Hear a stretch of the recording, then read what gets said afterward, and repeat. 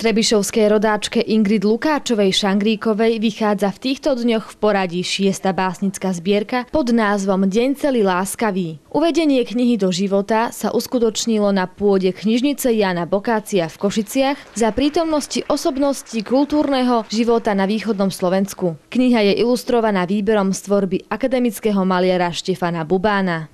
Z toho mám radosť, že vlastne ona je pokračovateľkou týchto umelcov slova, ako bol Mikuláš Kasarda, ktorý opísal svoj kraj, svoje zážitky z prírody a ona len zosobňuje jeho pokračovanie, ale z iného pohľadu, z pohľadu mladého človeka, ktorý chápe svet už trochu ináč, že jej myšlienky sú krátke, ale veľa hovoriace. Kniha zemplínskej poétky je výpovedou o vnímaní vlastného bytia. Leitmotívom jednotlivých básní je nezvyčajný symbol všedne prežitého dňa. V jednotlivých veršoch nájdeme množstvo tajomných symbolov našej existencie. Ten príbeh, ktorý tu je o tej intenzitnosti. A čo je pre mňa nesmierne zaujímavé a z toho som sa potešil, že tá intenzitnosť sa vlastne prejavuje v tom, že tie básne nie sú dlhé. Tam nie je veľa slov. Tam je to o tom, že keď metafora, tak jednoducho taká, aby som na ní tvrdo pracoval. Nie je to ten taký polotovar, ktorý dnes si odovzdám, ale že je to tvar, ktorý prosto prešiel tou tvrdou prácou v tých tvorivých dielňach Ingrid Lukáčovej.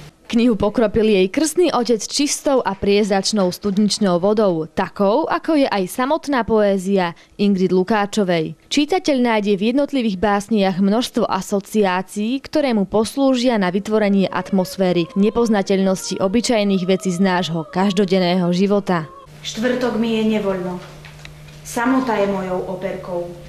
Pretria sa vankúše pod ťažké ľudské hlavy, potom sú z toho na oblohe mračná ako užialené špongie. Celý deň hádžeš do neba lastovičky ako uhlíky, odriekaš čudné slabiky. Je to reč vibrácie duchovnej pavučiny, v ktorej len okrajovo zaznievajú akordy zla, nádych, tragistosti či bolesníctva. Naopak, toto prelúdium je ošarenie životom, zázrakom vesmíru, kde spolu dýcha človek, druhý človek, ale aj majestát prírody, aj duša Zemplína. Kultúrny program milého podujatia zabezpečili študenti Košického konzervatória pod pedagogickým dohľadom skúseného recitátora niekdejšej nedeľnej chvíľky poézie, čerstvého držiteľa štátneho ocenenia Pribinovho kríža za rozvoj kultúry, herca Jozefa Adamoviča. Buď vás to osloví, alebo neosloví. Ale to neznamená, keď by ma to neoslovilo, že to nemusí byť dobré. Lebo s umením je to tak, keď niečo urobíme to za seba s najväčším nasadením, ale nie vždy v určitej dobe to zarezonuje. Autorka v súčasnosti žijúca v Sečovciach je po celý život obklopená ľuďmi, s ktorými ju spája silný moment ľudského bytia a lásky.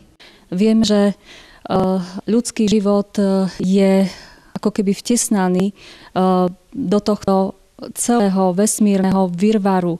V jednom období si povieme, deň je veľmi ťažký, zle sa nám dýcha, bojujeme so všetkými možnými problémami a zase ide druhý deň ďalší, ktorý rieši tieto problémy. Vidíme svet v ružovom svetle.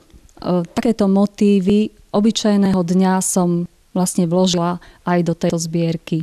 Z knižnice Jána Bokácia v Košiciach Nikoleta Ferková.